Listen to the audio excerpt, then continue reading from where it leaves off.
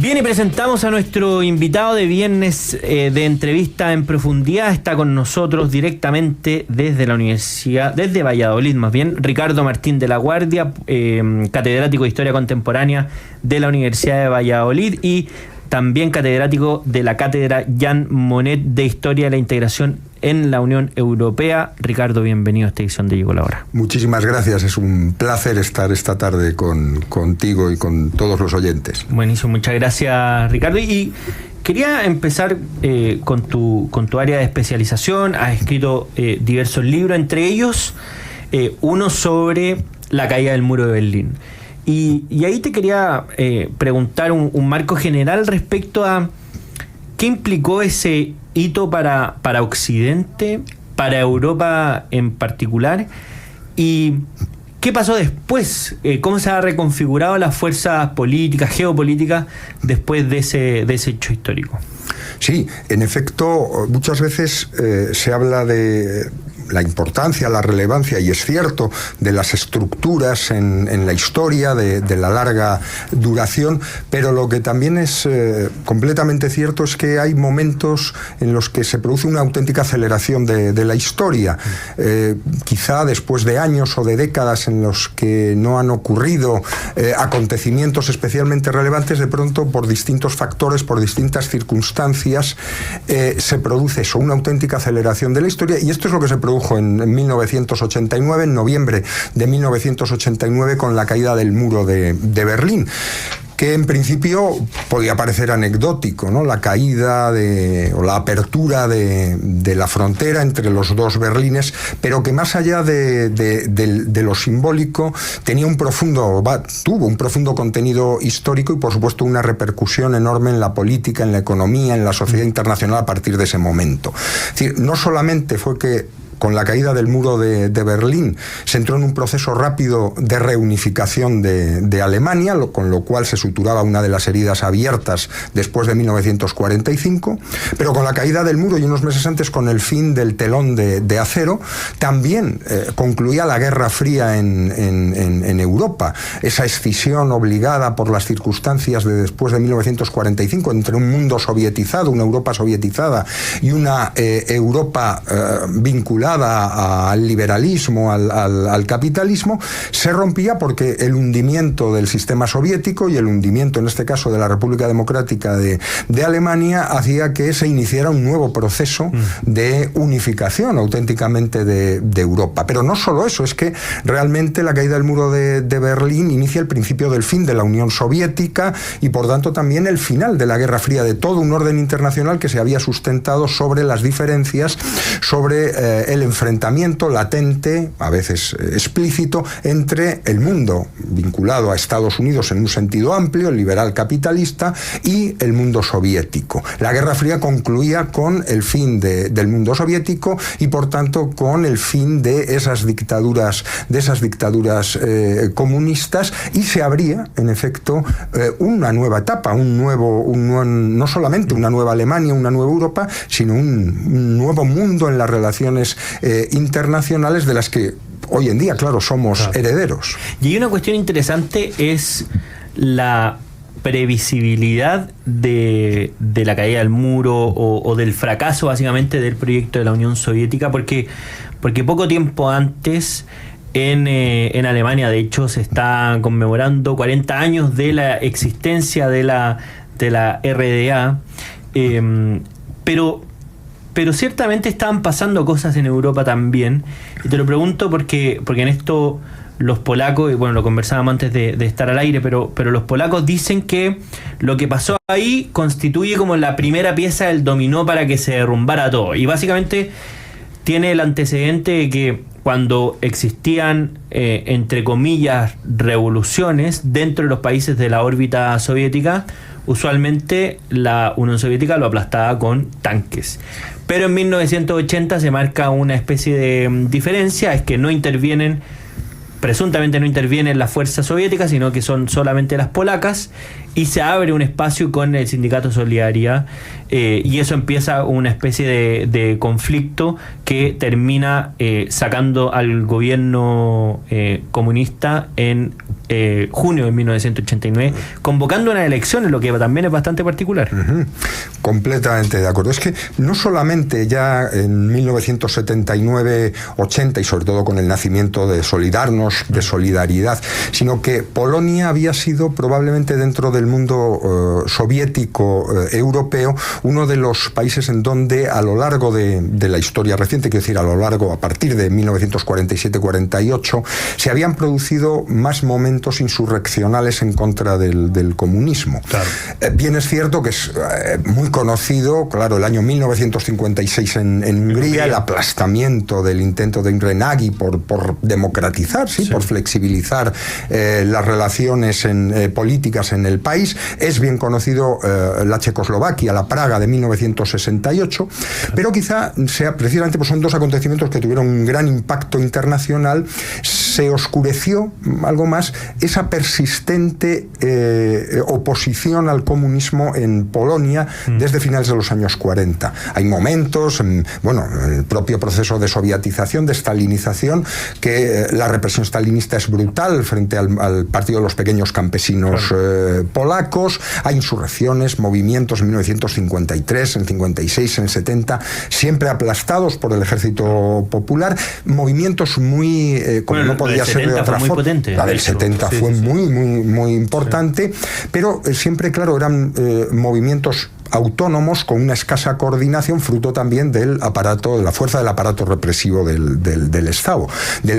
Pero claro, 1979-1980 supone un salto no solo cuantitativo, sino cualitativo, ¿no? Como bien has dicho. Por distintas circunstancias, en el 79 se produce una auténtica caída, ya venía de lejos, pero bueno, una caída del nivel de vida de la población, un encarecimiento de la cesta de la compra, diríamos, en Polonia, una crítica cada vez más relevante al poder comunista, y en efecto todavía lo que fue más duro, auténticamente contradictorio con teóricamente la solidaridad internacional y el socialismo, que es que los primeros conatos y las primeras huelgas nacen en los estibadores del puerto de los astilleros Lenin, nada menos, en Dansk, los astilleros que había regalado Stalin, que había construido Stalin, y además en un grupo social auténticamente proletarizado, con lo cual era la contradicción máxima para el poder comunista. Bueno, perdón, una de las cosas que dice Roberto Ampuero, que es un autor chileno más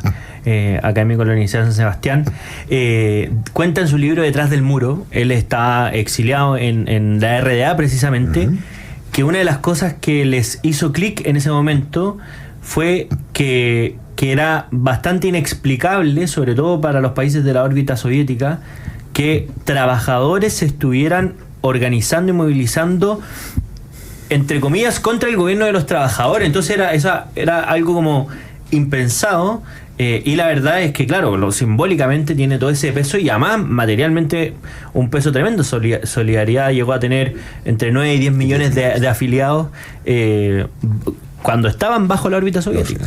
Completamente, eso, es decir, hay que considerar que Solidaridad fue el primer sindicato clandestino con fuerza real en todos los países, dentro de todos los países comunistas, y que además su fuerza, es decir, sobre todo en los primeros momentos, en el 80, luego con la huelga del verano también de 1981, el aparato represivo polaco actuó de forma fuerte, pero llegó un momento y así lo reconocieran las propias fuerzas policiales comunistas polacas, ya no se podía acabar deteniendo, ¿no? Encarcelando a tanta población. Era auténticamente imposible. Hay algunos informes incluso que ahora nos hacen sonreír, ¿no? Con el dramatismo, en el sentido de que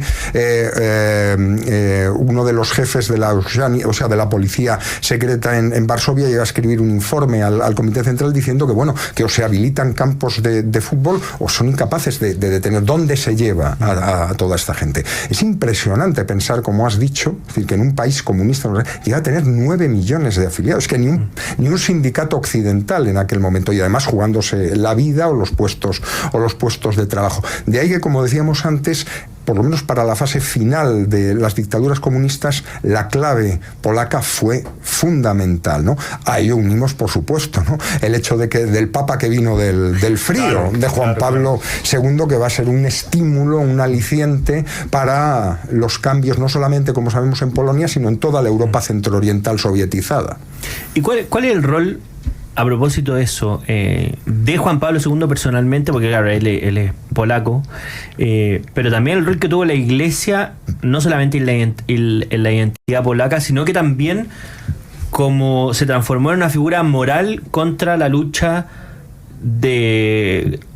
contra el comunismo y sobre todo contra los países que estaban bajo la órbita soviética. Es decir, ese impulso que sea incluso material muchas veces, fue un verdadero punto de inflexión en la situación que se estaba viviendo en ese momento.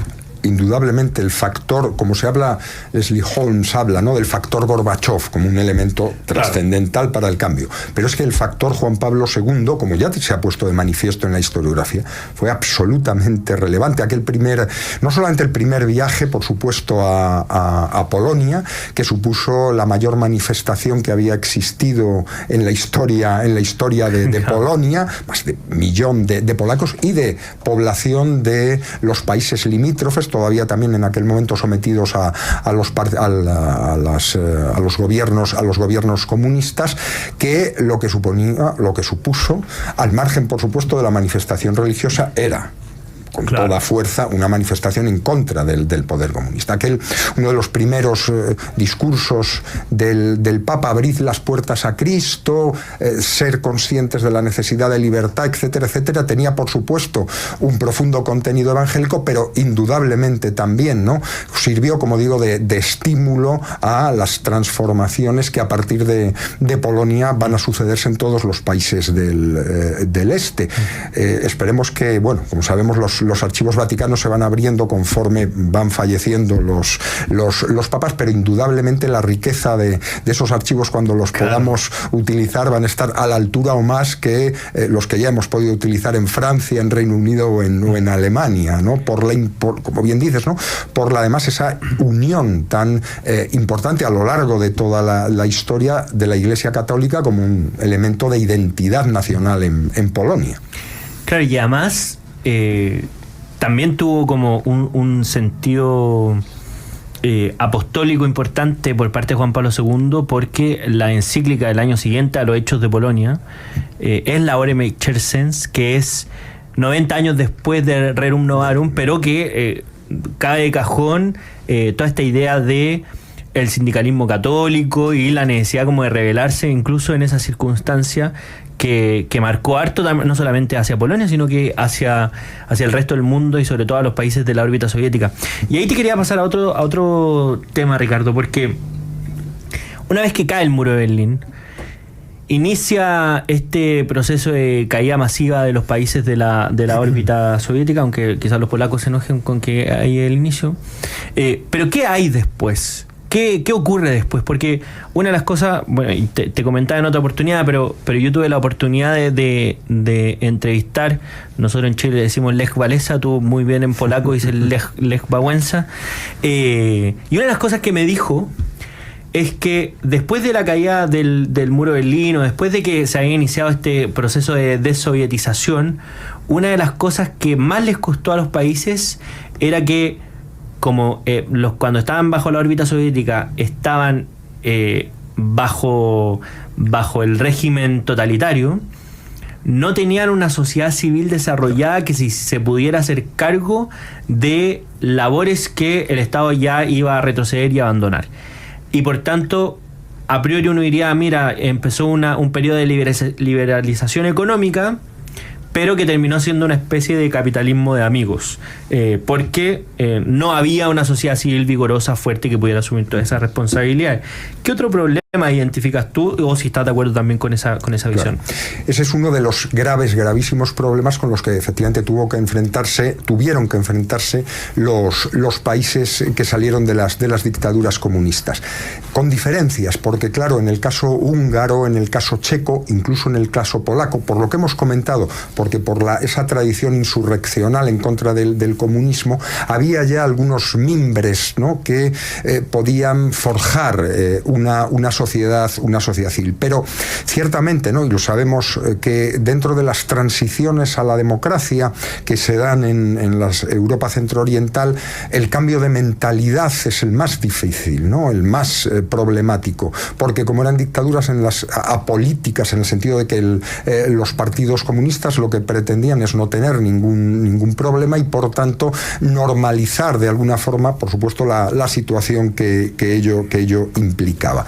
Hay algunos países, caso probablemente más espectacular fue Rumanía y Bulgaria, donde el aparato represivo fue tan brutal a lo largo de tantos años que efectivamente ¿quién hace la transición teóricamente en Rumanía? Son los propios comunistas. Desde partidos de derecha a partidos de izquierda, hasta Constantinescu, no hay nadie que no haya formado parte del Partido Comunista. Increíble. De ahí, ¿qué dices? Por un lado, claro, el paso, como sabemos, de esas economías estatalizadas a las economías libres va a generar casos de corrupción. Afortunadamente también ahí la Unión Europea en aquellos momentos estuvo muy implicada para que hubiera una cierta regularización y por tanto para que esos procesos se encaminaran hacia una... Pero hubo graves problemas, como también probablemente uno de los problemas más graves que tuvieron estas transiciones estuvo relacionado con el sistema judicial, ¿no? Claro. Con cargos, como sabemos, que dentro de los sistemas comunistas solo podían ser ocupados por militantes del partido. Es decir, cómo se cambia eso de un día a otro, por decir. Es decir, se puede, el papel lo aguanta todo y por supuesto una reforma o una nueva constitución de un mes para otro puede hacer que un país pase a una democracia liberal, pero eso hay que ponerlo luego en práctica. Incluso por eso algunos de los problemas que se dieron en aquellas transiciones todavía colean, si me permites la expresión, hoy en día. Pero en todo caso tenemos que pensar que fue extraordinariamente exitoso, sin violencia, transformaciones tan radicales, tan abruptas. No estamos hablando de cambios como en Chile o en Argentina o en España, en donde había una sociedad civil potente, donde a pesar de los problemas económicos, estas economías se mantenían dentro del capitalismo. Es decir, hacía falta dar el salto político, pero había una sociedad civil fuerte que va a ser capaz de sustentarlo. Allí no. Lo que hablaba Ralph Dahrendorf, ¿no? La triple transición, ¿no? Claro. Política, económico-social y sobre todo mental. Interesante. Bueno, estamos conversando con Ricardo Martín de La Guardia, catedrático de Historia Contemporánea de la Universidad de Valladolid, y vamos a seguir conversando con él, pero a la vuelta de esta breve pausa ya volvemos con más. Llegó la hora.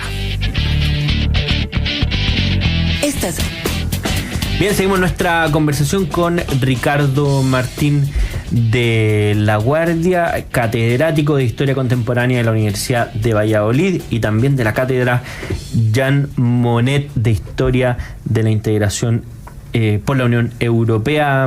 Ricardo, y quería pasar a otro tema que obviamente sigue siendo relevante en Europa, que es lo que está ocurriendo con Ucrania, la guerra de Ucrania, pero la importancia geopolítica que está adquiriendo el conflicto. Hemos visto una especie de escalada durante el último tiempo, se han elevado las tensiones y una de las cosas que se ha cuestionado también es cuál es el rol de Europa frente a esta, entre comillas, amenaza que constituye Rusia, porque hasta hace poco tiempo era tratado como un aliado y ahora es uno de los principales adversarios que están desafiando la idea misma de la Unión Europea incluso. Entonces, ¿cómo está dándose esa situación? Sí, lo has dicho muy bien. En realidad, desde que la Unión Soviética desaparece en la Navidad de 1991, todo el periodo de la presidencia Yeltsin en la nueva Federación Rusa fue un periodo de una relación muy estrecha con la Unión Europea, de buenos vínculos económicos, comerciales. Incluso a partir del año 2000, cuando llega Vladimir Putin a la presidencia de la Federación Rusa, prácticamente hasta 2008, podemos decir, sí, en esas dos primeras elecciones, las relaciones son relativamente cordiales. Incluso una famosa entrevista de Adam Michnik, precisamente el periodista polaco, a Putin, que en unas declaraciones abundantes dice, por supuesto, Rusia forma parte de Europa y la Unión Europea es un aliado. De hecho, si vemos, pues eso, prácticamente hasta 2012, 2014, tanto los documentos que emanan del Kremlin, de la presidencia rusa, como de la Unión Europea en cuanto a su política exterior y de seguridad, unos y otros hablan, como bien decías, de aliados, por tanto, dos potencias que con sus diferencias habituales, pero que estaban llamadas a entenderse, ¿no? Todo esto cambia efectivamente a partir de la anexión de Crimea por Rusia, después de la crisis con Yanukovych, y a partir de ahí la hostilidad es manifiesta, pero no solamente, digamos, en el campo práctico, sino también en el propio teórico, cómo cambia la doctrina de política exterior rusa, cómo cambian la propia política de la Unión Europea al respecto, ¿no? Realmente el Euromaidán y efectivamente la anexión de Crimea supuso un antes y un después en las relaciones entre la Unión Europea y la Federación Rusa, que van indudablemente también por supuesto, como tendremos ocasión quizá de hablar, a tener una repercusión indudable en el factor ucraniano, pero que tiene, como también bien has dicho, no solo una dimensión europea, sino una dimensión internacional, ¿no? Porque todos los actores implicados a partir de ese momento, por supuesto Rusia, Estados Unidos, China, la Unión Europea, van a desempeñar papeles muy diferentes, pero desde luego cada uno con una posición o muy cercana a las tesis rusas o muy cercana a las tesis ucranianas, con lo cual incluso algunos autores han hablado, ¿no?, de un resurgimiento de la Guerra Fría con otras claves, pero con dos polos muy contrapuestos, ¿no? Por tanto, por un lado el propio problema o la propia cuestión, digamos, de Ucrania, de su política interior y exterior, pero por otro lado ese salto cualitativo que se da en cuanto a Ucrania se transforma en, bueno, una de las zonas más calientes del mundo y por tanto con unas repercusiones geopolíticas internacionales, como lo tenemos hasta nuestros días, y efectivamente agravada con esa escalada cada vez mayor de tensión, hasta el punto de hablar de posible conflicto nuclear, sí, al punto de que, bueno, las fuerzas ucranianas tienen ya unos dispositivos militares, como sabemos, que pueden llegar, como han llegado, a territorio ruso.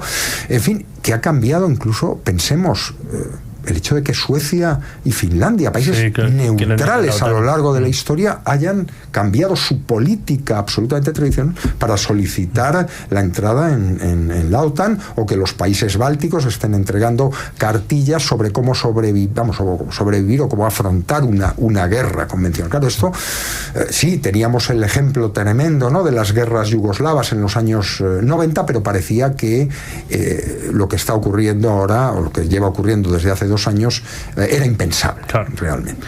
Y ahí, desde ese punto de vista, Ricardo, ¿te parece que la guerra ha encontrado a Europa en una crisis de identidad propia? Sí. Lo digo porque claro, esto es post-Brexit, es en una situación donde han surgido fuerzas que son más bien euroescépticas, y finalmente, que es una de las cosas que incluso Donald Trump le cuestiona a la Unión Europea, es una dependencia económica, o al menos energética, de Europa hacia Rusia, básicamente como incuestionada, es decir, la dependencia, esta situación particular que los ha obligado a realizar importantes inversiones para intentar cambiar su matriz energética, pero en algún momento se veía una crisis importante.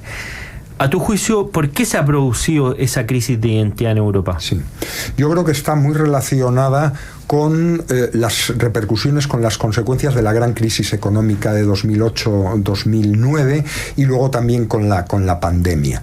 Porque, claro, no solo y evidentemente una falta de liderazgo europeo, ¿no? Justamente lo contrario a lo que se produjo en los años 80 y 90, ¿no? Claro. Cuando la Unión Europea va a ser una firme defensora, y a través de sus ayudas económicas, políticas, de todo tipo, una firme defensora de que los países exsoviéticos pues se incorporaran lo antes posible a la Unión Europea, ¿no?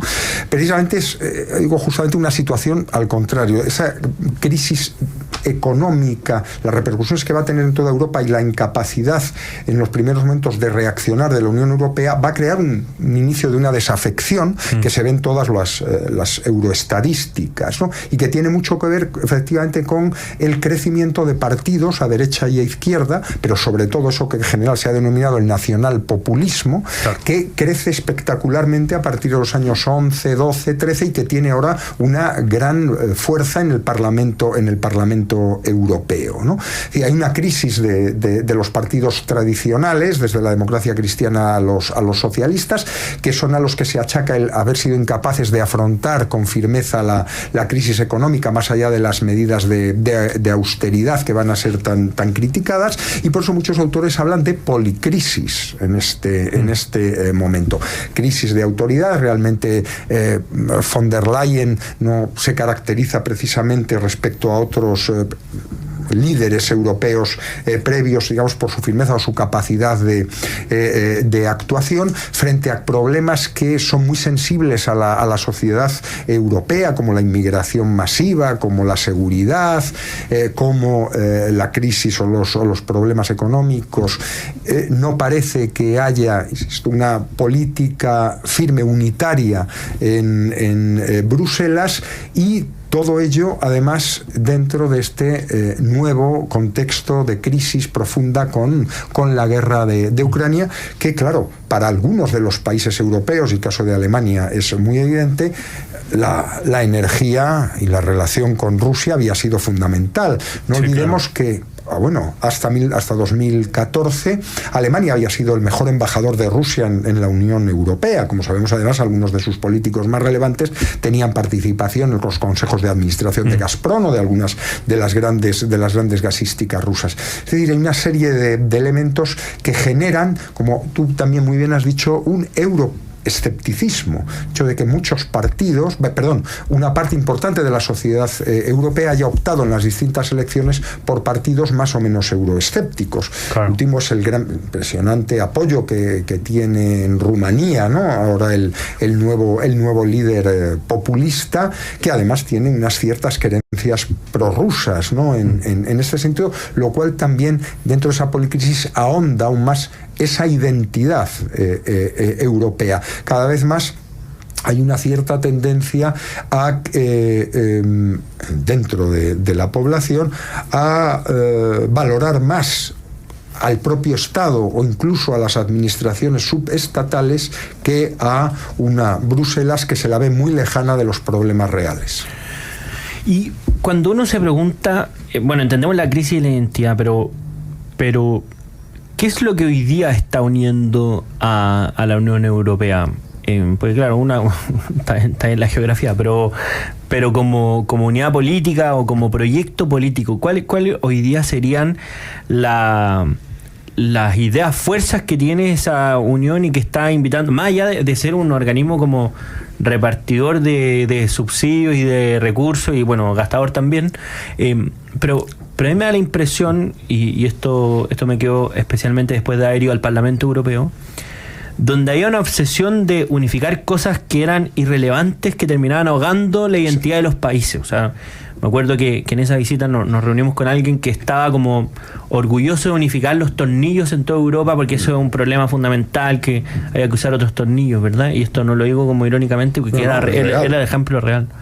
Entonces uno dice, bueno, ¿por qué toda esta estructura si es que finalmente el resultado está siendo uno muy alejado de lo que presuntamente querrían? Bien, por un lado, es decir, indudablemente hay una comunidad de valores que nace desde el mismo inicio de las comunidades europeas, ¿no? Con Jean Monnet, con De Gasperi, con Adenauer, que fundamentan el proceso de integración sobre los valores, bueno, en realidad sobre los valores kantianos, ¿no? Del buen gobierno, que podría decirse por tanto la democracia, la consolidación de la democracia, el bienestar socioeconómico, por tanto la evolución de un liberal capitalismo, claro, pero que reparte indudablemente beneficios, y la defensa en un sentido amplio de los derechos humanos, ¿no? Y por tanto esos pilares, esos fundamentos van a ser absolutamente relevantes a lo largo de toda la historia de integración, y van a ser fundamentales, por ejemplo, en la caída de los regímenes comunistas, claro, y por supuesto la asunción por parte de las sociedades y de los gobiernos de estos países de esos principios. Esto es muy importante, esto es un éxito a pesar de las guerras para una Europa que se había desangrado a lo largo de los siglos en guerras intestinas hasta ya el paroxismo de la Primera y de la Segunda Guerra Mundial. Claro. Esto debemos de tener en cuenta porque a veces, ¿verdad?, somos excesivamente críticos y hay que serlo, pero no hay que olvidar que a pesar de eso la mantención de la paz es fundamental. El fin de la hostilidad franco-alemana que había estado como sabemos en el germen de todas las guerras.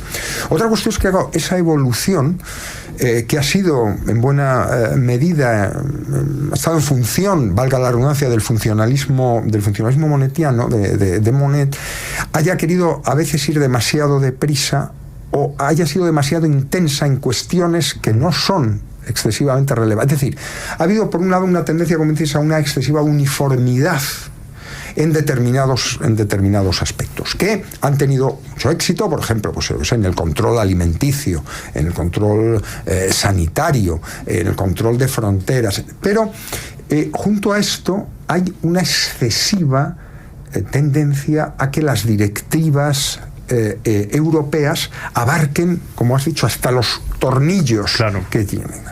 Claro, esto genera, está muy bien sobre el papel por la unidad, pero luego cada país tiene que adaptar, y esos son recursos que los propios empresarios, muchas veces pequeños o medios empresarios, tienen que introducir, ¿no? Los problemas que tiene la PAC, la Política Agraria Común, sí, pues en función de los pequeños propietarios, como sabes, y bueno, por ejemplo, los problemas, ¿no?, que tiene desde hace años las relaciones de Mercosur con la Unión Europea, que no acaban de llegar a un acuerdo. Es decir, por un lado, unos principios básicos que son fundamentales y que han servido para una evolución exitosa. Por otro lado, una excesiva tendencia a la búsqueda de uniformizar todo, y luego, claro, que hay algunas cuestiones que forman parte del corazón de las soberanías nacionales y que son muy difíciles de compartir y de identificar. La política exterior. Claro, criticamos o se critica, pero claro, que 27 países con tradiciones en política exterior tan variadas unifiquen sus políticas exteriores es un campo, en fin. Claro. Ya fíjate lo que se hizo con el euro, que era algo impensable, ¿no? Y el éxito que ha tenido. Pero esto, hay algunas cuestiones, y precisamente también en algunas de esas cuestiones en las que se justifican estos partidos euroescépticos para decir que la Unión Europea es un superestado burocrático que no aporta nada, etcétera, etcétera, etcétera, ¿no? Por tanto, efectivamente, en un momento de crisis, como es lógico también, se ponen sobre la mesa más esos elementos críticos que todo lo logrado. Entonces yo creo que un análisis más racional debe de jugar con todos los elementos posibles. Ahora, dicho esto, y volviendo al inicio de la pregunta, y por concluir, en efecto es un momento de crisis de identidad, es decir, no ya de la propia identidad europea, sino hacia dónde ir. ¿Hacia dónde? Claro. Era tremendo, ¿no?, el hecho de von der Leyen y la Comisión, que estaban tan preocupados por, quién iba a salir, si Trump o Kamala Harris. Pero bueno, está muy bien, pero es que fuera quien fuera, Estados Unidos, la Unión Europea tiene que tener su propio criterio, pero ese hecho muestra, ¿no?, un poco ese momento de debilidad o de cierta debilidad de la Unión Europea que percibimos todos.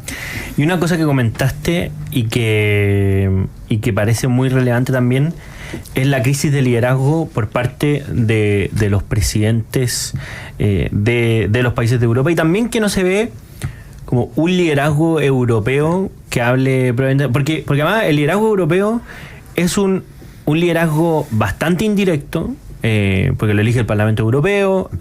Hace poco eligieron los ministros de esta nueva administración, pero también algunos como protestaron como por el sistema de votación. Entonces es difícil que un liderazgo así adquiera como esta autoritas respecto a los actores geopolíticos, ¿no? Sí, indudablemente son dos cuestiones, pero que se entrecruzan. Hombre, como soy historiador, es decir, si comparamos los liderazgos europeos actuales con los liderazgos que comentábamos de finales de los años 80 y 90, claro, es que no se puede hacer preteribles, pero con los líderes actuales de Europa se hubiera podido hacer lo que se hizo en el momento del fin de la Guerra Fría. Es decir, era el momento de François Mitterrand, de Margaret Thatcher, de Ronald Reagan, de Helmut Kohl, incluso en España de Felipe González. Sí, claro. Es decir, con ideologías o planteamientos desde la socialdemocracia a la derecha liberal, pero todos eran personalidades potentes y además líderes nacionales, pero líderes todos ellos, salvo Thatcher, profundamente europeístas. Claro. Era importante, a la derecha o izquierda, pero profundamente europeístas, que sí que creían en esa Europa, y eso se manifestó, insisto, en todos los programas de actuación que favorecieron una incorporación rápida de los países de la Europa del Este. Pero claro, hoy en día es que falta ese liderazgo, faltan esos liderazgos a nivel de los países europeos, pues como está de Alemania, claro, Francia, la propia España, por supuesto el Reino Unido ya no, porque está fuera, con gobiernos en los países de la Europa centrooriental, muchos de ellos un tanto desafectos, ¿no? A Polonia hasta hace poco, el caso de Hungría, de Eslovaquia, y claro, efectivamente se aúna, insisto, esos liderazgos débiles dentro de los propios países europeos, que tiene su reflejo indudablemente en la Comisión. Claro. Entonces esa ausencia de autoritas todavía hace que esta crisis de identidad y de perspectiva sobre futuro se ahonde más en estos momentos. Bueno, bien, lamentablemente se nos fue el tiempo, pero te queremos agradecer, Ricardo Martín de la Guardia, catedrático de Historia Contemporánea en la Universidad de Valladolid, por habernos acompañado en esta edición de Llegó la Hora. Ha sido un enorme placer, y como tengo la fortuna de venir a Chile con frecuencia, pues espero estar aquí en breve. Buenísimo. Y yo espero estar en España en breve. Así que nosotros nos vamos a una breve pausa y a la vuelta seguimos con más Llegó la Hora.